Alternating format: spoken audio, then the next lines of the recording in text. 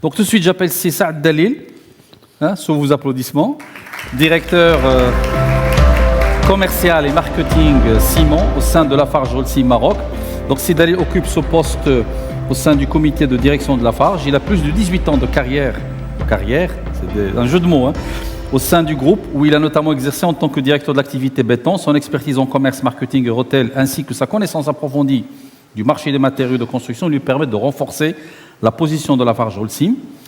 Il est ingénieur agroéconomiste, donc ça peut être étonnant. Donc diplômé de l'ENA de Meknès, il est également titulaire d'un master en management des projets de l'ENIM de Rabat et d'un exécutif MBA des ponts et chaussées, HTP. Et actuellement, il est doctorant en business administration à l'école des ponts. Donc bon courage pour le doctorat, Saad Dalil. Merci, très honoré. Voilà, mon intervention, je vais essayer qu'elle soit juste introductive par rapport à mon collègue Arnaud qui va intervenir juste après moi. Donc, je vais juste donner un peu un aperçu sur les priorités de Lafarge Holcim Maroc, principalement en termes de développement durable, avant de céder la parole à Arnaud qui va aller un peu plus en profondeur pour évoquer un peu les produits, les solutions qui sont développées par le groupe et qui sont mises un peu partout, déployés un peu partout dans différents pays pour répondre justement à ces attentes de développement durable.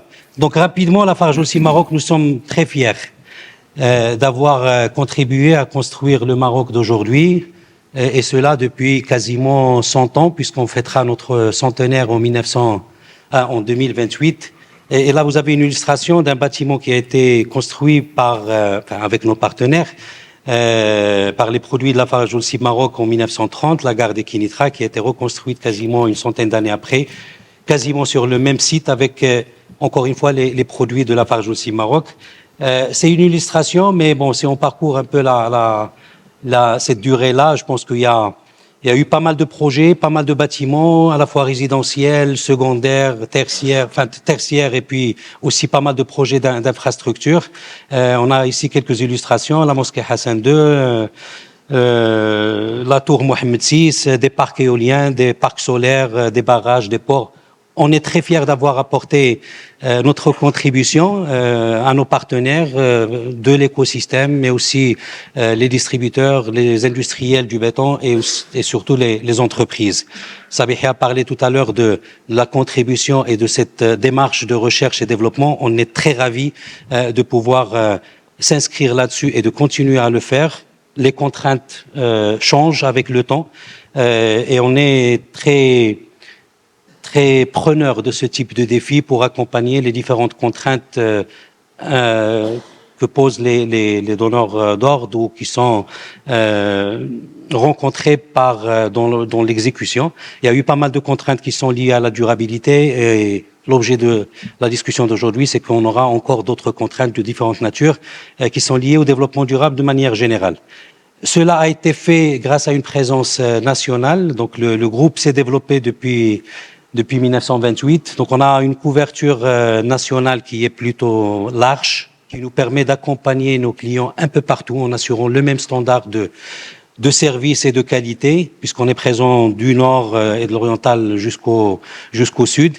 On est présent par le ciment, mais pas que. On est présent aussi par le béton, par les granulats, par le mortier, par la chaux. Et ce qui nous fait aussi honneur, c'est que au-delà de cette présence nationale et de cette couverture, c'est que le dispositif industriel de Lafarge Holcim Maroc est classé dans le top des cimenteries du groupe. On a nos 7 cimenteries qui sont classées parmi les top 12 en termes de performance industrielle. On a les 3 cimenteries du premier podium qui sont des cimenteries marocaines. Et c'est une réelle fierté par rapport à la capacité de l'expertise et le facteur humain marocain à se hisser à ce niveau de performance et d'expertise. Au-delà de cette présence et de cet accompagnement par les produits, la partie environnementale, sociétale est quelque chose d'inscrit dans l'ADN de l'entreprise. La santé et sécurité fait partie de nos top priorité. Nous sommes aussi engagés sur les sujets de RSE, puisque, bon, vous voyez, il y a Sur 2023, on a touché 107 000 bénéficiaires sur les 4 thématiques, l'employabilité, l'éducation, la santé et le développement local. Donc, différentes initiatives qu'on mène sous le nom de Nibni Hayat, qui s'adressent principalement aux populations riveraines, mais pas que. Et sur la partie développement durable, on voit que c'est des choses qu'on a déjà entamées depuis quelques années, puisque on est à 85% de l'énergie électrique utilisée dans nos cimenteries qui vient d'énergie éolienne verte. Et c'est une forte contribution, et notre ambition est d'aller à plus. Donc, substituer l'énergie électrique conventionnelle par l'énergie électrique fossile, mais aussi, éolienne, mais aussi substituer les combustibles provenant de sources non renouvelables par le traitement de déchets. On a traité 200 000 tonnes, donc ça permet de substituer, de faire moins appel à l'énergie, aux combustibles naturels et de les substituer. Ça permet aussi d'éviter l'enfouissement, et donc c'est un fort ancrage dans la partie développement durable. Mais bon, on en a discuté depuis, il y a eu sur les différentes interventions ce matin, que bon, les exigences sont de plus en plus importantes par rapport en termes de développement durable. On assiste à une tendance lourde. Je pense que Semihia en a précisé quelques-uns. Il y a eu d'autres interventions qui ont rappelé ces tendances-là. On a une croissance démographique très forte. On va avoir dans les villes plus de 2,5 milliards de personnes à l'horizon 2050, avec leurs besoins en infrastructure, leurs besoins en bâtiments. On a une urbanisation qui augmente, on a un appel pour des solutions durables qui devient de plus en plus important. On l'a vu, aujourd'hui, le réchauffement climatique n'est pas une question à vérifier, c'est une réalité aujourd'hui. On aspire tous à un meilleur standard de vie, on l'a vu, vous avez parlé de faire appel à plus de climatisation, on aspire à un standard de vie plus meilleur que ce qu'avaient nos parents. La démarche innovation est aussi en marche avec une vitesse, et puis on va faire aussi face à la rénovation, à une nécessité de rénover, parce que là on parle de construire et construire durablement, mais il ne faut pas qu'on oublie aussi que il faut pas oublier le stock qu'on a de bâtiments qui consomment aujourd'hui et qui va arriver à un certain âge où la rénovation va s'imposer, et ça va nous demander de ramener aussi des solutions par rapport à cela. Donc c'est des tendances lourdes qui nous imposent de trouver des solutions en termes de produits et de solutions durables. Et Lafarge aussi Maroc s'est inscrite pleinement là-dedans, et on a identifié clairement 4 principaux sujets sur lesquels on travaille depuis quelques années. Pour certains sujets, c'est une continuité, pour d'autres, c'est des sujets nouveaux. Il y a d'abord tout ce qui est relatif à la décarbonation de nos opérations.